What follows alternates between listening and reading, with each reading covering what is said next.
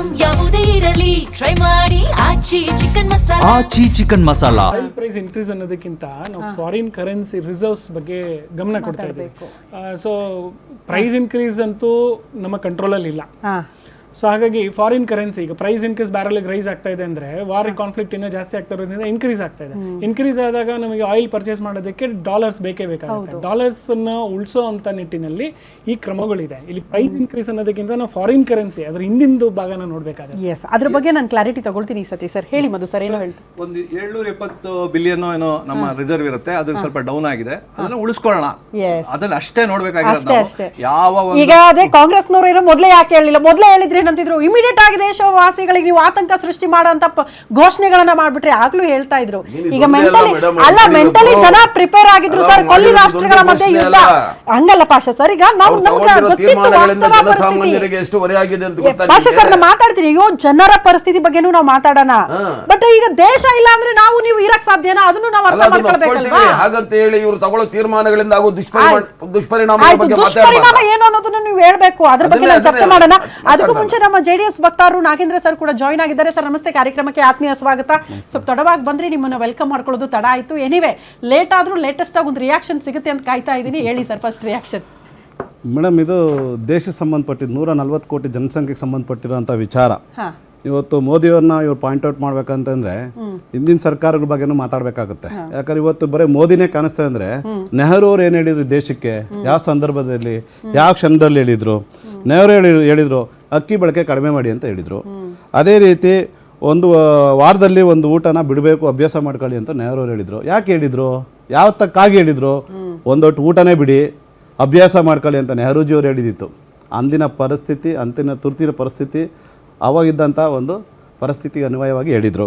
ಅದೇ ರೀತಿ ಲಾಲ್ ಬಹದ್ದೂರ್ ಶಾಸ್ತ್ರಿಯವರು ಹೇಳಿದರು, ಸೋಮವಾರ ಹೊತ್ತು ಒಂದು ದಿವಸ ಊಟ ಬಿಟ್ಬಿಡಿ ಈ ದೇಶದಲ್ಲಿ. ಯಾಕೆ ಹೇಳಿದರು? ಅಭ್ಯಾಸ ಮಾಡ್ಕೊಳ್ಳಿ ಅಂತ ಹೇಳಿದರು. ಅಂದರೆ ಒಂದು ದಿನ ಉಳಿತಾಯ ಆದರೆ ಇನ್ನೊಂದು ದಿನ ಹೆಚ್ಚು ಬದುಕ್ಬೋದು ನಾವು ಅನ್ನೋ ಪರಿಸ್ಥಿತಿ ಇದ್ದಾಗ ಆ ಒಂದು ಇದ್ರ ಶೂಸ್ ಮೇಲೆ ಹೇಳಿದರು. ಇಂದಿರಾ ಗಾಂಧಿ ಅವರು ಹೇಳಿದರು, ಕುಟುಂಬ ನಿಯಂತ್ರಣ ಮಾಡಿಬಿಡಿ, ಕುಟುಂಬಗಳೇ ಮಾಡ್ಕೊಂಬೇಡಿ, ಕುಟುಂಬನೇ ನಿಯಂತ್ರಣ ಮಾಡಿಬಿಡಿ ಅಂತ ಹೇಳಿದರು. ಅದನ್ನು ಹೆಂಗೆ ತಗೊಬೋದು ನಾವು? ಯಾಕಾಗಿ ಹೇಳಿದ್ರು? ಆವತ್ತಿನ ಪರಿಸ್ಥಿತಿಗೆ, ತುರ್ತು ಪರಿಸ್ಥಿತಿಗೆ ಅನ್ವಯವಾಗಿ ಹೇಳಿದರು. ಅದೇ ರೀತಿ ಮನಮೋಹನ್ ಸಿಂಗ್ ಹೇಳಿದರು, ಹಣ ಮರದಲ್ಲಿ ಬೆಳೆಯಲ್ಲ, ನಿಯಂತ್ರಣ ಮಾಡಬೇಕಾಗಿದೆ, ಸಬ್ಸಿಡಿ ನಿಯಂತ್ರಣ ಮಾಡಬೇಕಾಗಿದೆ, ನಾವು ಸಬ್ಸಿಡಿ ಕೊಡೋಕ್ಕಾಗಲ್ಲ ಅಂತ ಮನಮೋಹನ್ ಸಿಂಗ್ ಅವರು ಹೇಳಿದರು.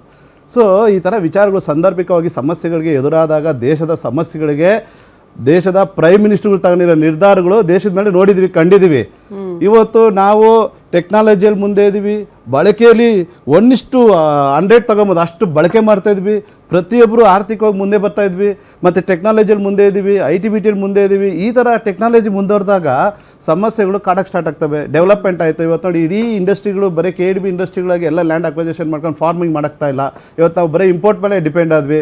ಇಂಪೋರ್ಟ್ ಬಂದರೆ ಮಾತ್ರ ನಾವು ಬದುಕಬೇಕು ಅನ್ನೋ ಪರಿಸ್ಥಿತಿಗೆ ಹೋಗ್ತಾ ಇದೀವಿ. ಯಾಕಂದ್ರೆ ನಾವು ಮಾಡ್ಕೊತಾರೆ ಕೈಯಾರ. ನಾವು ಡೆವಲಪ್ಮೆಂಟ್, ಟೆಕ್ನಾಲಜಿ ಡೆವಲಪ್ಮೆಂಟಲ್ಲಿ ಫಾರ್ಮರ್ಗೆ, ರೈತರು ಇವತ್ತು ಹೋಗಿ ಹೊಲ್ದಾಗ ಕೆಲಸ ಮಾಡೋಕ್ಕೆ ಇವತ್ತು ಹಿಂದೆ ನೋಡ್ತಾ ಇದ್ದಾರೆ. ಇವತ್ತು ರೈತರು ಅನ್ಸ್ಕೊಂಡ್ಬಿಟ್ರೆ ಹೆಣ್ಣು ಕೊಡಲ್ಲ, ರೈತರು ಅನ್ನಿಸ್ಕೊಳ್ಳೋ ಒಂದು ಕಾರಣದಿಂದ ನಮಗೆ ಬದುಕನ್ನ ಬರೀ ರೈತರಾಗಿ ಇಟ್ಬಿಡ್ತಾರೆ ಅನ್ನೋ ಒಂದು ಪರಿಸ್ಥಿತಿಗೆ ಇವತ್ತು ರೈತವಾಗಿ ಇವತ್ತು ಅಲ್ಲಿ ಕೂಡ ಟೆಕ್ನಾಲಜಿ ಮೇಲೆ ಡಿಪೆಂಡ್ ಆಗ್ತಾ ಇದ್ದಾರೆ. ಟೆಕ್ನಾಲಜಿಗಳು ಎಲ್ಲಿಂದ ಬರ್ತಾ ಇದ್ದಾವೆ? ನಾವು ಇಂಪೋರ್ಟ್, ಪ್ರತಿಯೊಂದು ಬಿಡಿ ಭಾಗಗಳು ಯಾವುದೇ ಒಂದು ವಸ್ತುಗಳನ್ನು ಇಂಪೋರ್ಟ್ ಮಾಡಿಸ್ಕೊಂಡು ನಾವು ಟೆಕ್ನಾಲಜಿ ಡೆವಲಪ್ಮೆಂಟ್ ಮಾಡ್ತಾ ಇದ್ದೀವಿ. ಬರೀ ನಾವು ಇಲ್ಲಿ ಟೆಕ್ನಾಲಜಿ ನೋಡ್ಕೊಂಡು ಏನಾಗ್ತಾ ಇದೆ, ಇವತ್ತು ನಾವು ಆರ್ಥಿಕ ಸಮಸ್ಯೆಗೆ ಹಿಡಿತಾ ಇದ್ವಿ. ಇವಾಗ ಅಮೆರಿಕನ್ ಡಾಲರ್ ಮೇಲೆ ಯಾಕೆ ನಾವು ಚಾಲೆಂಜಸ್ ಮಾಡ್ತಾ ಇದ್ವಿ? ಇಂಥ ಪರಿಸ್ಥಿತಿಯಲ್ಲಿ 140 ಕೋಟಿ ಜನಸಂಖ್ಯೆ ಕೂಡ ಒಂದಾಗಿ ದೇಶದ ಪರವಾಗಿ ಪ್ರಧಾನಿ ಮಂತ್ರಿ ಕೈ ಜೋಡಿಸಬೇಕು. ಇಂಥ ಸಂದರ್ಭದಲ್ಲಿ ಕೂಡ ಇವರು ನಾಯಕರು, ಕಾಂಗ್ರೆಸ್ ಅಲ್ಲಿರುವಂಥ ಪ್ರಧಾನಮಂತ್ರಿಗಳು ಹೇಳಿದಾಗ ಈ ದೇಶ ಕೇಳಬೇಕಾಗುತ್ತೆ. ಇವತ್ತು ಸ್ವತಃ ನರೇಂದ್ರ ಮೋದಿಯವರು ಇವತ್ತು ನಾವು ನೋಡ್ತಾ ಇದ್ವಿ, ವಿಶ್ವ ಸುತ್ತಿದ್ದಾರೆ. ಎಲ್ಲೋ ಒಂದು ಕಡೆ ಯಾವುದೋ ಬರೀ ದೇಶಕ್ಕೆ ಸೀಮಿತ ಅಂತಲ್ಲ, ಇಡೀ ವಿಶ್ವ ಸುತ್ಕೊಂಡ್ಬಂದಾಗ ಆ ದೇಶದ ಪರಿಸ್ಥಿತಿಗಳು, ಆರ್ಥಿಕ ಪರಿಸ್ಥಿತಿಗಳು, ಅಲ್ಲಿನ ಡೆವಲಪ್ಮೆಂಟ್ಗಳು ನೋಡಿದಾಗ ನಮ್ಮ ದೇಶ ಹಿಂಗೆ ಆಗಬಾರ್ದು ಅಂತ ಹೇಳ್ಬಿಟ್ಟು ಮುನ್ಸೂಚನೆಯಾಗಿ ಅವ್ರು ಏನು ಒಂದು ರಕ್ಷಣೆ ತಗೋಬೇಕಾಯ್ತು ದೇಶದ 140 ಕೋಟಿ ಜನಸಂಖ್ಯೆಗೆ, ಅದನ್ನ ಮಾಡಕ್ ಹೋಗ್ತಾ ಇದ್ದಾರೆ.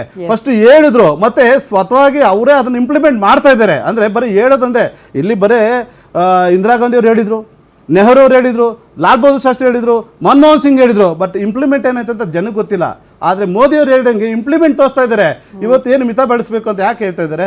ಇವತ್ತು ಅವರು LP, ಇವತ್ತೇನು ಅವರು SPG, ಇವತ್ತೇನು ಅವ್ರಿಗೆ ಪ್ರೋಟೋಕಾಲ್ ಇದೆಯಲ್ಲ, ಆ ಪ್ರೋಟೋಕಾಲ್ 2 ಗಾಡಿ ಬಳಸ್ತಾ ಇದ್ದಾರೆ. ಈ ದೇಶದಲ್ಲಿ ನಮ್ಮ ದೇಶದ ಮುಖ್ಯವಾದ ವ್ಯಕ್ತಿ ಪ್ರೈಮ್ ಮಿನಿಸ್ಟರ್, ಅವರಿಗೆ ಈ ಭದ್ರತೆ ಕೊಡಬೇಕಾದ್ರೆ 140 ಕೋಟಿ ಜನಸಂಖ್ಯೆ ಒಂದು ವಿಚಾರ. ಅಂತದ್ರಲ್ಲಿ ಪ್ರೈಮ್ ಮಿನಿಸ್ಟರ್ ಇವತ್ತು ಪ್ರೋಟೋಕಾಲ್ ನ ಕಡಿಮೆ ಮಾಡಿ ಎಡಗಡೆಯಲ್ಲಿ ಹೋಗ್ತಾ ಇದ್ದಾರೆ. ನಿಜವಾಗ್ಲೂ ನಮ್ಗೆಲ್ಲೋ ಒಂದ್ ಕಡೆ ಏನೋ ಒಂದು ಅಲ್ಲ, ಅದು ಕಾಂಗ್ರೆಸ್ ಇಂಥ ಒಂದು ನಾಯಕರು ಸಿಕ್ಕಿದ್ ನಮ್ಮ ದೇಶದ ನಾಗೇಂದ್ರ ಸರ್, ಅದು ಪುಣ್ಯ ಅನ್ಕೊಂತೀರಿ. ಕಾಂಗ್ರೆಸ್ನವ್ರ ಮನವಿ ಇತ್ತು, ನೀವು ಮಾಡ್ತಾರಸಿ ಆಮೇಲೆ ಜನ ಮಾತಾಡ್ತಾರೆ ಬಿಡಿ, ಮಾಡ್ಕೊಳ್ತಾರೆ ಬಿಡಿ, ನೀವು ಮಾಡಲ್ಲ, ಜನಕ್ಕೆ ಯಾಕೆ ಹೇಳ್ತೀರಾ? ಆ ತರ ಇತ್ತು ಇವತ್ತು. ಅವ್ರ ಮನವಿಯನ್ನ ಸ್ವೀಕಾರ ಮಾಡಿ ಭದ್ರತಾ ಪಡೆಯನ್ನ ಕೂಡ ಕಡಿಮೆ ಮಾಡಿದ್ದಾರೆ. ಇವತ್ತು ನೋಡಿ, ಇವತ್ತು ಜಡ್ಜಸ್ ಸೈಕಲ್ ಅಲ್ಲಿ ಹೋಗ್ತಾ ಇದ್ದಾರೆ. ಹೌದು, ಇವತ್ತು ಜಡ್ಜಸ್ ಸೈಕಲ್ ಅಲ್ಲಿ ಇವತ್ತಿನಂತ ಬಿಸಿಲು, ಇವಾಗ ಏನು ಇದು ಏಪ್ರಿಲ್ ಮೇ ತಿಂಗಳಲ್ಲಿ ನಾವು ಆಚೆ 5 ನಿಮಿಷ ನಿಂತ್ಕೊಳಕ್ ಆಗಲ್ಲ. ಅಂತದಲ್ಲಿ ಒಬ್ಬ ಜಡ್ಜಸ್ ಸೈಕಲ್ ತುಳ್ಕೊಂಡು ಹೋಗ್ತಾ ಇದ್ರೆ ದೇಶಕ್ಕೆ ಮಾದರಿ ಅಲ್ಲ ಇವಲ್ಲ. ಅದೇ ಒಬ್ಬ ನ್ಯಾಯಸ್ಥಾನದಲ್ಲಿ ಇರುವಂತ ಜಡ್ಜ್ಗಳು ಪಾಲನೆ ಮಾಡ್ತಾ ಇದಾರೆ ಅಂದ್ರೆ ಸಾಮಾನ್ಯ ಪ್ರಜೆಗಳ ಪಾಲನೆ ಮಾಡ್ಬೇಕಲ್ಲ. ದೇಶ ಒಗ್ಗಟ್ಟಾಗಿದೆ, ದೇಶ ಒಗ್ಗಟ್ಟಾಗಿದೆ. ಆಯ್ತು ನಾಗೇಂದ್ರ ಸರ್, ವಾಪಸ್ ಬರ್ತೀನಿ. ಮೋಸ್ಟ್ಲಿ ಇಷ್ಟು ಲಿಸ್ಟ್ ಕೊಟ್ಟಿದ್ರೆ ಪಾಪ ಕಾಂಗ್ರೆಸ್ನವ್ರ ರಿಯಾಕ್ಷನ್ ತಗೊಳ್ಳೋಣ.